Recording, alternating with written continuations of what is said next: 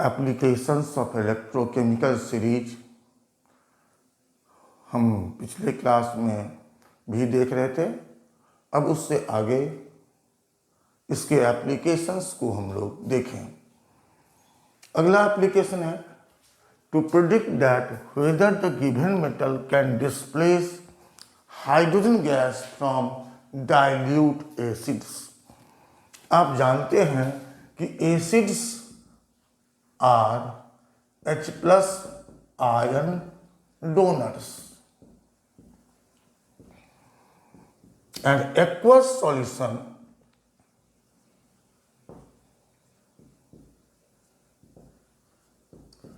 of an acid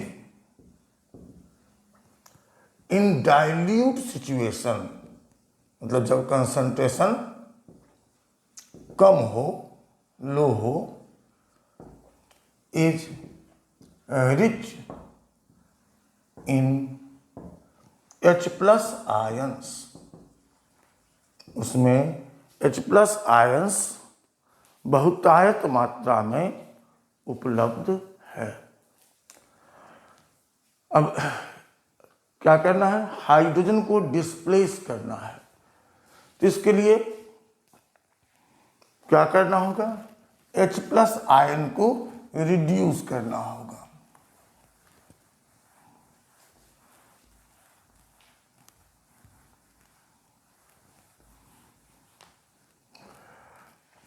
To displace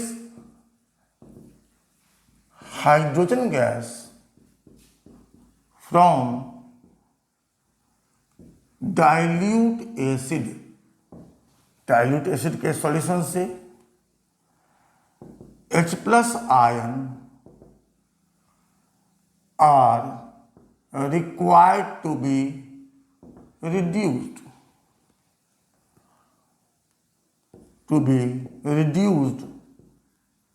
by the given metal, दिए गए metal के द्वारा। तो H+ आयन से H और H एटम मिलकर के H2,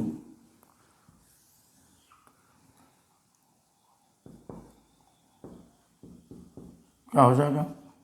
2H+ + 2 इलेक्ट्रॉन H2। अब E0 H+ आयन से H2 कितना होता है? 0.00 वोल्ट। तो रिड्यूसिंग एजेंट के स्ट्रेंथ ऑर्डर निकालते समय हम लोग क्या देखे थे कि जिस का E0 रिडक्शन का मान जितना कम होगा, जैसे जैसे कम होगा, रिड्यूसिंग एजेंट का स्ट्रेंथ उतना बढ़ेगा। तो हाइड्रोजन का E0 रिडक्शन कितना है? 0.00। स्टैंडर्ड हाइड्रोजन इलेक्ट्रोड क्या हम लोग देख चुके थे इस वैल्यू को। तो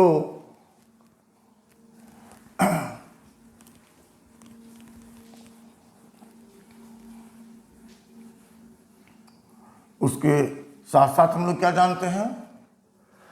the strength of reducing agents का strength increases with decrease in E0 reduction. Hence, the metals having E0 reduction less than 0.00 volt can reduce H+ ions and can displace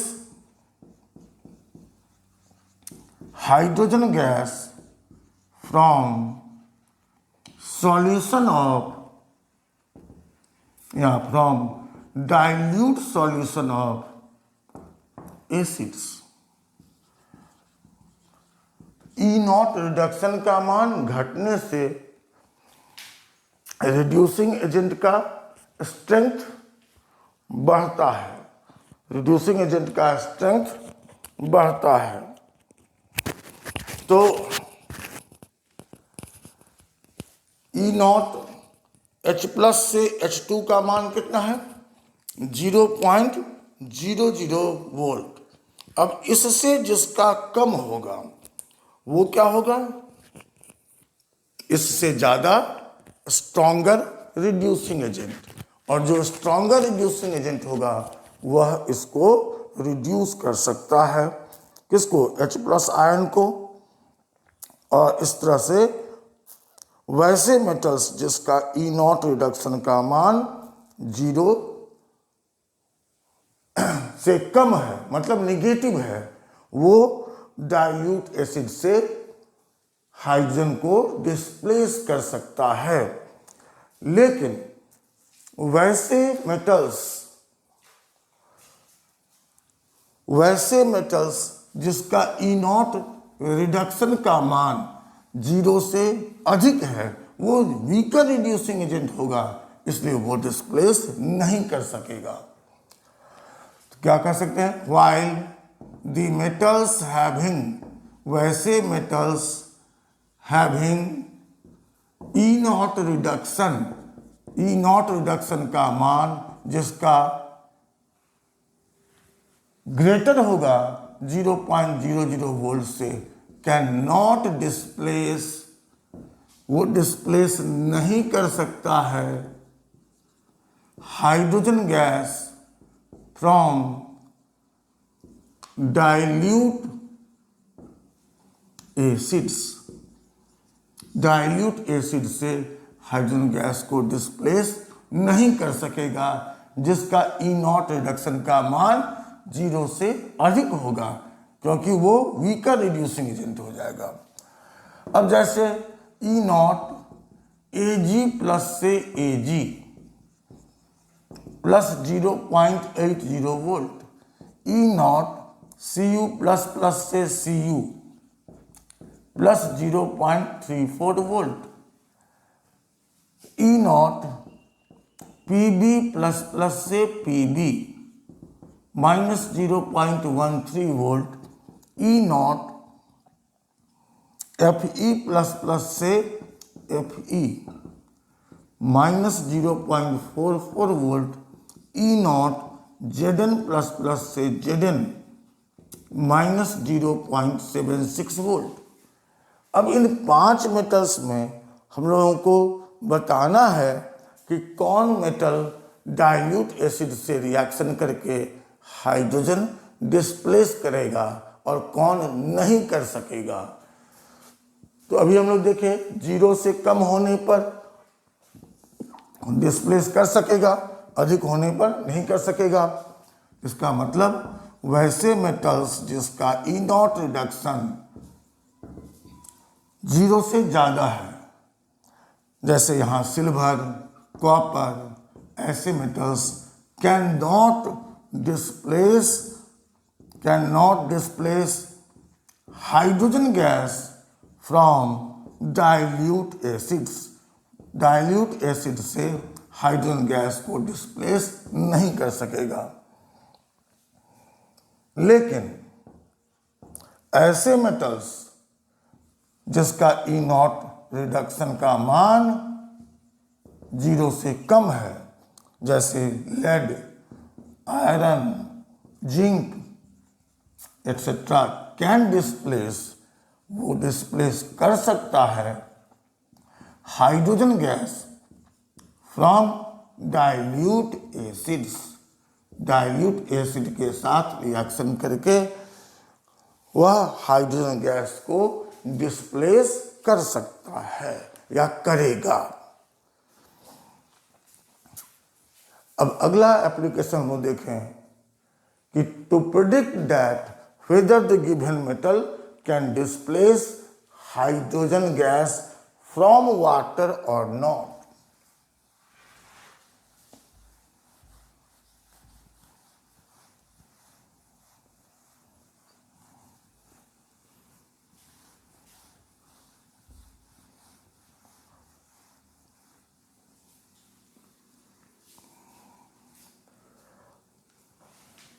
8वां application, to predict that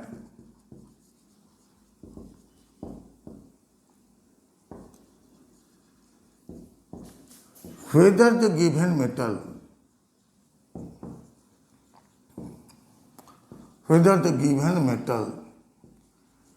can displace कर सकता है hydrogen gas from water और not.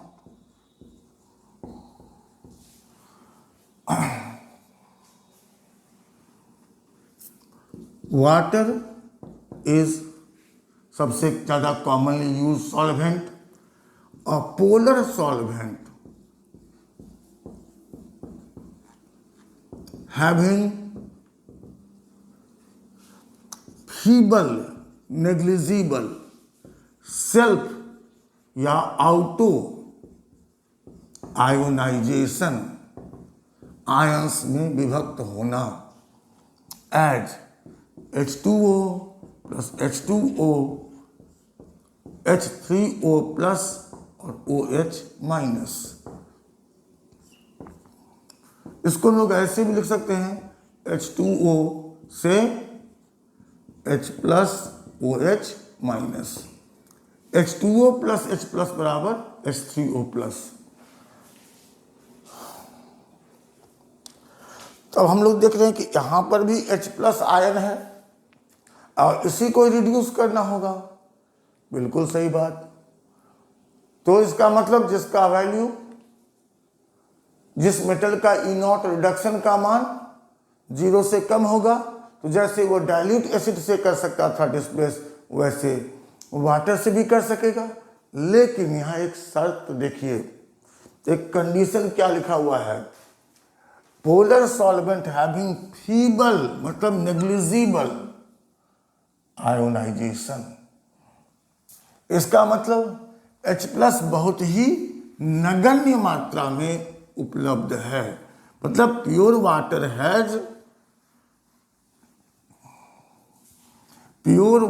Has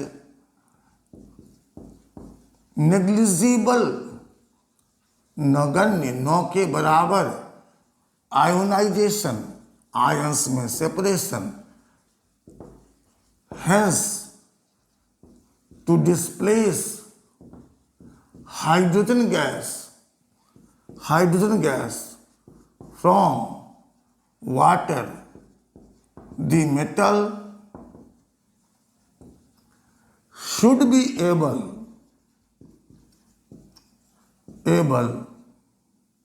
to increase extent of H plus ion, मतलब ionisation बढ़ाने में सक्षम हो, and then to reduce H plus ions into H2। तो H प्लस आयन से H2 E0 रिडक्शन ये हो गया 0.00। तो जिसका 0 से कम होगा वो H प्लस आयन को रिड्यूस तो कर सकता है, लेकिन यहां शर्त क्या है, the metal should be able to increase extent of H plus ion, मतलब आयोनाइजेशन के एक्सटेंट को बढ़ाने में सक्षम हो। मतलब इसका क्या हुआ कि मेटल को ज्यादा रिएक्टिव होना चाहिए, ज्यादा स्ट्रॉन्गर रिड्यूसिंग एजेंट होना होगा, क्योंकि पहले वो एक्सटेंट ऑफ आयनेशन को बढ़ाएगा, उसके बाद H प्लस आयन को रिड्यूस करेगा। तो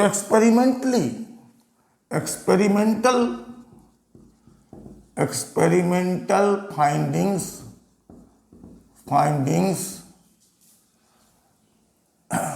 say that the metals, वैसे metals having E0 reduction less than equal to minus 0.44 volt can displace hydrogen gas from water, while metals having E0 reduction greater than minus 0.44 volt cannot. Also, the ease of displacing hydrogen gas from H2O increases with decrease in E0 reduction from minus 0.44 volt. ये जो limiting value है, इससे जितना नीचे होगा E0 reduction का value, उतनी ही आसानी से वह हाइड्रोजन गैस को डिस्प्लेस कर सकेगा वाटर से। अब जैसे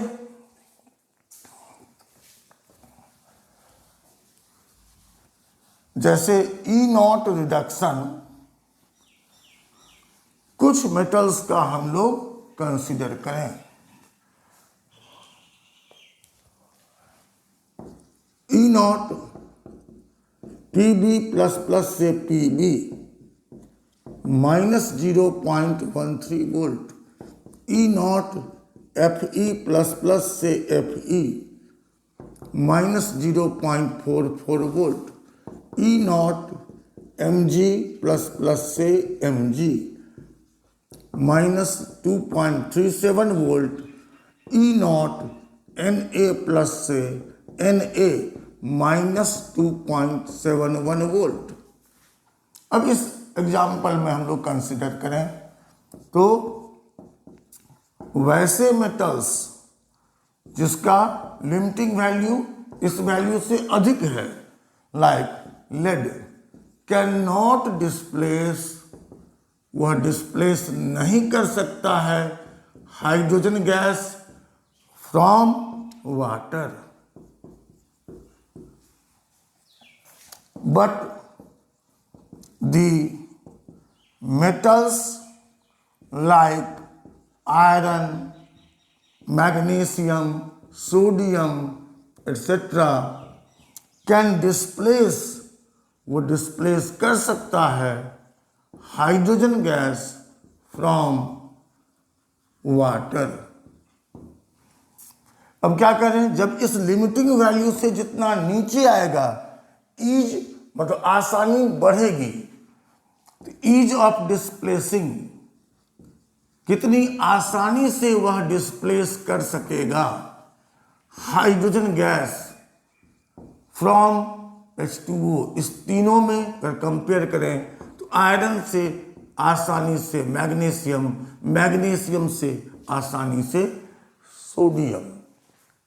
इसको अगर हम लोग एक्सपेरिमेंटल एविडेंस से देखें, एक्सपेरिमेंटल एविडेंस से देखें मतलब किस कंडीशन में ये डिस्प्लेस करेगा, तो उससे हम लोग डिसाइड कर सकते हैं, समझ सकते हैं कि कौन कितनी आसानी से डिस्प्लेस किया। तो आयरन से आसानी से मैग्नीशियम और मैग्नीशियम से भी आसानी से सोडियम। इसको हम लोग कैसे कह सकते हैं, देख सकते हैं, जैसे iron displaces hydrogen gas when steam मतलब vapour is passed over red hot iron को रेड हॉट कंडीशन में लेंगे और इस पर स्टीम पास करेंगे। इससे आसानी से magnesium displaces hydrogen gas from boiling water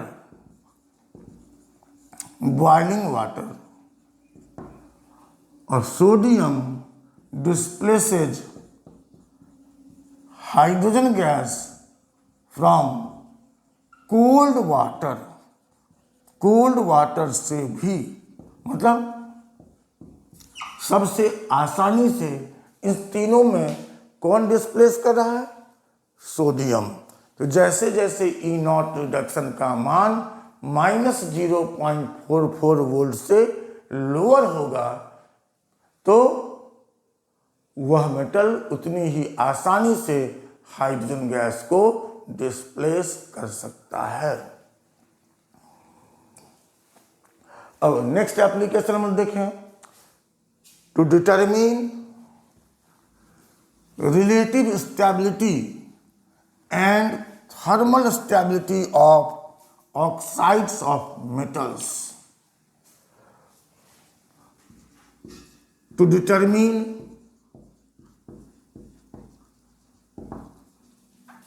relative stability and thermal stability,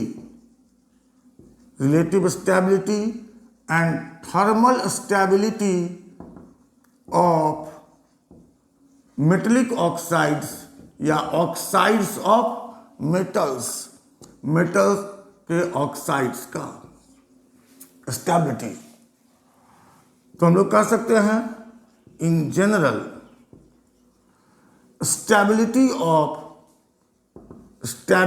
of metallic oxides increases with decrease in E naught reduction. E not reduction का मान जितना कम होगा मेटल उतना ही ज़्यादा रिएक्टिव होगा, तो उसके ऑक्साइड्स उतने ही ज़्यादा स्टेबल होंगे। तो जैसे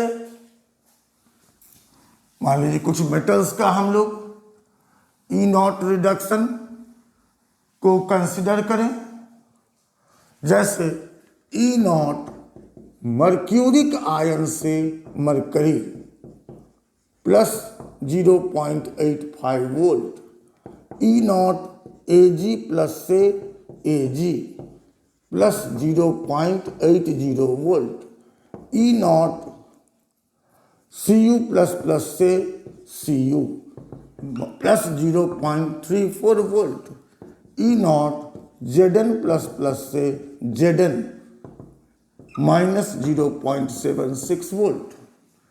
इसलिए relative stability of their oxides, in इस एग्जाम्पल में ऑक्साइड्स क्या हो जाएगा? मर्क्यूरिक ऑक्साइड से ज़्यादा स्टेबल, सिल्वर का ऑक्साइड इससे ज़्यादा, कॉपर का इससे ज़्यादा, जिंक का। अब थर्मल स्टेबिलिटी यहाँ एक टर्म है, इसको हम लोग देखें। ऑक्साइड्स ऑफ द मेटल्स, कैसे metals? Having E not reduction greater than equal to plus 0.85 volt are thermally unstable। वह थर्मली अनस्टेबल होगा and decompose on heating,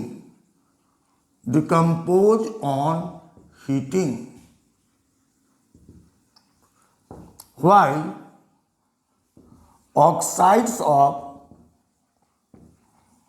metals having E naught reduction less than plus 0.85 volt are not decomposed वो decompose नहीं होते हैं by heating. क्या कह रहे हैं? इन जनरल जैसे जैसे ई नॉट रिडक्शन का मान घटेगा मेटेलिक ऑक्साइड्स की स्टेबिलिटी बढ़ेगी।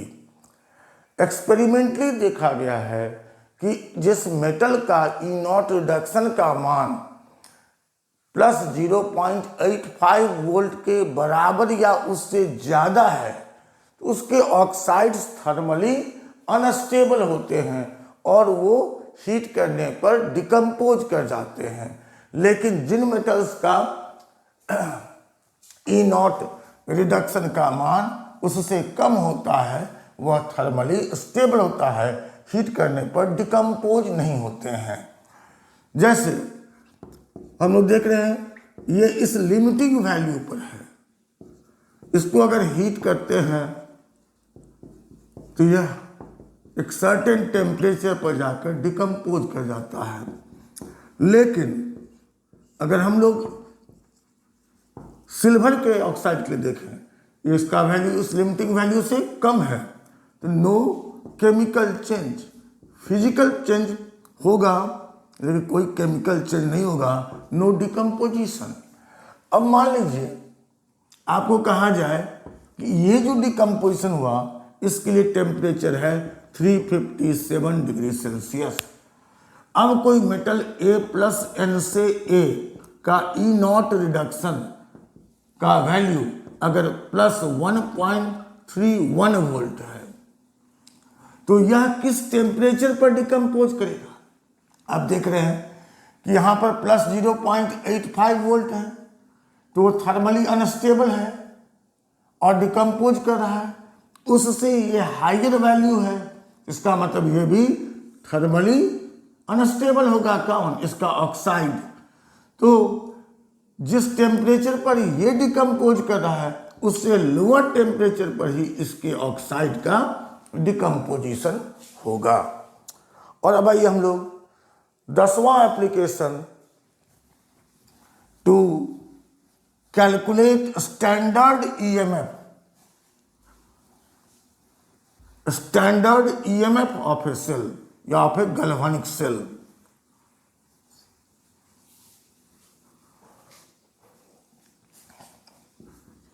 To calculate standard EMF, standard EMF of cell. अब EMF of cell,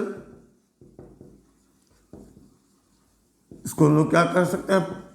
electromotive force, electromotive force of a cell is measure of maximum obtainable current when it is not fitted in circuit, जब इसको circuit में fit नहीं किया गया है। कि circuit में फिट नहीं किया गया है तब कैसे? आप टॉर्च के लिए, रिमोट कंट्रोल के लिए सेल खरीदते हैं, देखिए जो सेल खरीदते हैं उस पर लिखा हुआ 1.5 वोल्ट और लिखा हुआ है best use within 18 months from date of manufacture. तो अभी आप केवल मार्केट से खरीदे हैं, उसको आप डिवाइस में लगाए नहीं है, लेकिन लिखा हुआ है 1.5 volt.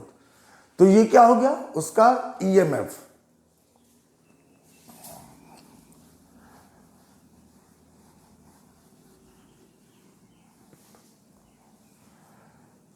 EMF of a cell under standard conditions, under standard conditions, standard condition means जो स्टैंडर्ड सिंगल इलेक्ट्रोड के लिए कंडीशन था, टेम्परेचर, कंसंट्रेशन और प्रेशर का, standard conditions is called standard EMF of cell. Standard EMF of cell. मान लें हम लोग E not cell standard EMF of cell, तो इसका मान हम लोग कैसे निकाल सकते हैं? बाय यूजिंग इलेक्ट्रोकेमिकल सीरीज, ये देखना है।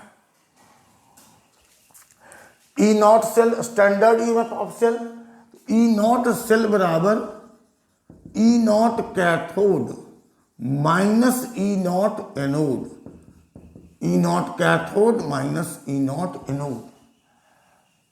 तो ई नॉट कैथोड, कैथोड पर जो केमिकल स्पीसीज होगा उसका standard reduction potential, and E not anode are, या हम लोग कह सकते हैं values of E not cathode and E not anode are known from, इसका वैल्यू कहां से देखेंगे? इलेक्ट्रोकेमिकल सीरीज से। अब इस दोनों का डिफरेंस क्या हो गया? Standard EMF of cell. इसलिए E not cell can be calculated with application of electrochemical series, क्योंकि इसका वैल्यू हम लोग कहां से देखेंगे? इलेक्ट्रोकेमिकल सीरीज से। अब इसका कुछ एग्जाम्पल्स तो हम लोग पहले अगले क्लास में समझेंगे। सेल क्या है, प्राइमरी सेल, सेकेंडरी सेल, उसके बाद गैल्वेनिक सेल, गैल्वेनिक सेल का डायग्रामेटिक रिप्रेजेंटेशन, और उसके बाद हम लोग कैलकुलेट करेंगे स्टैंडर्ड ईएमएफ ऑफ सेल।